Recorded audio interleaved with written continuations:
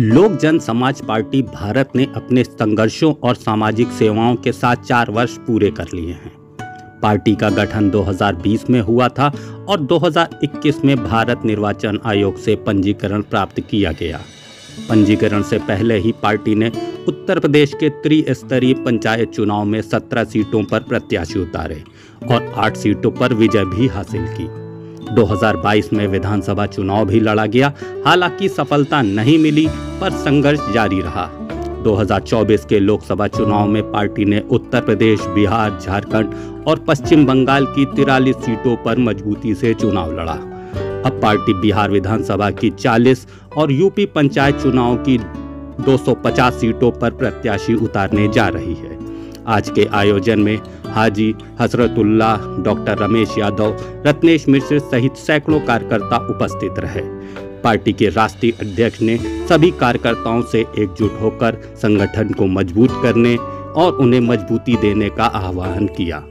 स्थापना दिवस समारोह मना रहा है, सबसे पहले क्या कुछ कहेंगे? इन 4 वर्षों में क्या कुछ उपलब्धि रही पार्टी की, उसके बारे में बताइए। जी देखिए, कोई भी नया काम अगर होता तो उसमें संघर्षमय जीवन होता है, और इस 4 वर्षों में हमने जो अपने जीवन का संघर्ष देखा है और जनता का संघर्ष देखा है, इसके मद्देनजर आज मुझे काफी बदलाव नजर आता है। विगत 4 वर्ष पहले जब पार्टी का स्थापना हुआ था, उस समय एक बंद कमरे में हुआ था और मुश्किल से 5-7 लोगों ने मिलकर के यह कार्यक्रम किया, जिसमें पूर्व जिला पंचायत सदस्य हमारी पत्नी श्रीमती जानकी चतुर्वेदी ने अहम भूमिका निभाया था कि नहीं, दूसरे के साथ रहने से बेहतर है कि हम लोग अपना कार्यक्रम करें कि दूसरे के झंडा कैसे क्या करेंगे। तो पार्टी हमने बनाया, उस समय हम 17 सीटों पर जिला पंचायत चुनाव लड़े, 8 पे जीते, जिसमें नागराज, नागनाथ, सांपनाथ का कहावत सुने ही होंगे। इसके पहले सरकार में एक मुहावरा चला था, पति पत्नी का खेल, तुम बनाओ हम बिगाड़े, हम बनाओ तुम बिगाड़ो, यानी मायावती जी और मुलायम जी। फिर इस समय सांपनाथ और नागनाथ दोनों का रूप धारण किए हुए हैं, तुलसीपार से लेकर के योगी आदित्यनाथ तक। जो सही कहेगा उसको कुचल दिया जाएगा, जो सही कहेगा उसके ऊपर बुलडोजर चला दिया जाएगा। ऐसे स्थिति में हमारे 5 जिला पंचायत सदस्यों को उन लोगों ने आपस में मिला लिया, वो चले गए, 3 बचे अभी भी। इसके बाद 2022 में हमने चुनाव लड़ा। चंदौली विधानसभा एक आपके उत्तर प्रदेश में है, जहां हमारी पार्टी चुनाव लड़ने के बाद 4थे स्थान पर रही। बाकी कुछ अता पता नहीं चला कौन किस स्थान पर गया। फिर 2024 में हम झारखंड से, महाराष्ट्र से, बिहार से, पश्चिम बंगाल से, उत्तर प्रदेश से कई जगहों से चुनाव लड़े, जिसमें पश्चिम बंगाल में 2-3 सीटों पर दूसरे स्थान पर है, झारखंड में तीसरे पर है, बिहार में तीसरे पर है, उत्तर प्रदेश में 2 ऐसे सीट हमारे थे। एक मऊ का था जिसमें हमारे प्रत्याशी का पर्चा खारिज करा दिया गया, नहीं तो सीट हम निकल जाते। हाजी हसरतुल्लाह और सब्बू भाई, हमारे जो राष्ट्रीय उपाध्यक्ष ऊपर फोटो दिख रहा, ये हमारे कैंडिडेट थे। फिर मीरा गौतम हमारी लालगंज से कैंडिडेट थी, उसका भी पर्चा खारिज करा दिया गया। तो इस तरह से कई प्रत्याशियों का पर्चा खारिज किया गया, तांडव निर्वाचन आयोग के द्वारा हुआ। और उत्तर प्रदेश की स्थिति ये है, क्योंकि आप लोगों के माध्यम से जो चीज जाता है वो बेहतर होता है। अन्य प्रदेशों में चाहे वो क्षेत्रीय पार्टी हो या पंजीकृत पार्टी हो या राज्य स्तरीय पार्टी हो, सबको कार्यालय, राष्ट्रीय अध्यक्षों को सुरक्षा और चलने के बाद प्रोटोकॉल मिलता है। लेकिन उत्तर प्रदेश जैसा भ्रष्ट प्रदेश आपके पूरे देश में कहीं नहीं है, क्योंकि यहां का मुखिया न किसी पार्टी को कार्यालय देने का काम करता है, न किसी राष्ट्रीय अध्यक्ष को सुरक्षा देने का काम करता है। जिसका जीता जागता उदाहरण आप लोगों ने देखा होगा, चूंकि आप लखनऊ के हैं, कमलेश तिवारी की हत्या हो जाती है। जब वो सुरक्षा मांगते हैं, सुरक्षा नहीं मिलती और उनकी हत्या कर दी जाती, उसके बाद उनके दरवाजे पर पुलिस चौकी बैठा दिया जाता। इसी के तहत हमारे पुराने साथी जैसे कवलजीत जी हैं,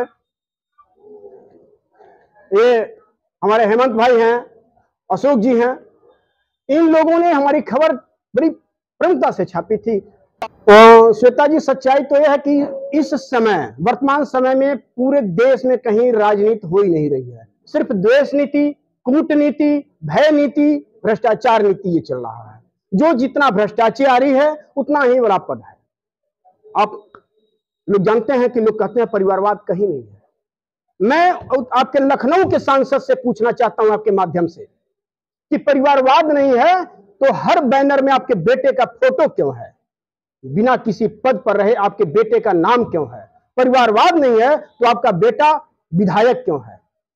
आपके देश के गृह मंत्री से पूछना चाहता हूं आपके माध्यम से कि परिवारवाद नहीं है तो आपका बेटा जैसा बीसीसीआई अध्यक्ष क्यों? आपके देश के होनहार प्रधानमंत्री से पूछना चाहता हूं, परिवारवाद नहीं है तो आपका भाई प्रहलाद मोदी राष्ट्रीय कोटेदार संघ का अध्यक्ष क्यों? नहीं होना चाहिए। जब सब जगह परिवारवाद है, इनका बस एक काम है, ये करें तो रासलीला और हम करें तो कैरेक्टर ढीला।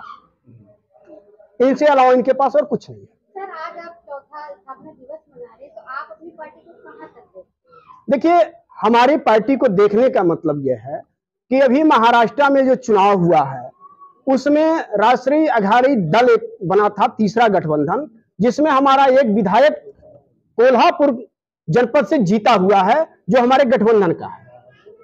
तो हम पहले फर्श पर थे, अब धीरे धीरे अर्श पर हो रहे हैं। और आपके उत्तर प्रदेश में अगले साल त्रिस्तरीय पंचायत चुनाव हो रहा, जिसमें हम 250 सीटों पर चुनाव लड़ने जा रहे हैं। वर्तमान में बिहार में चुनाव हो रहा है, आगाज हो गया, अक्टूबर में चुनाव होगा, जिसमें हम 40 सीटों पर लड़ने जा रहे हैं। और 2027 में हम अपने पार्टी को यह देख रहे हैं कि हम सरकार बनाने के करीब पहुंच रहे हैं। आपकी पार्टी गठबंधन का हिस्सा बनेगी या इंडिविजुअल चुनाव लड़ेंगे और 27 में कुछ अहम भूमिका निभाएंगे? महोदय, आपको जानकारी के लिए बता दूं, लोग कहते हैं कि जिसकी जितनी बड़ी हिस्सेदारी है उतनी ही भागीदारी होती है। हमारे पार्टी के बैनर में देखते होंगे आधा हरा है आधा केसरिया है, तो हम तो बड़े हुए भारतीय जनता पार्टी से ना, उसका बड़ा भाई हुए। अगर वो मेरे पास गठबंधन के लिए आते हैं तो हम विचार करेंगे, लेकिन हम किसी के साथ गठबंधन करने नहीं जा रहे हैं। एनडीए के लिए रास्ते खुले हुए हैं आपके? एनडीए के लिए नहीं, विचारधारा के लिए। अगर हमारे विचारधारा से आते हैं तो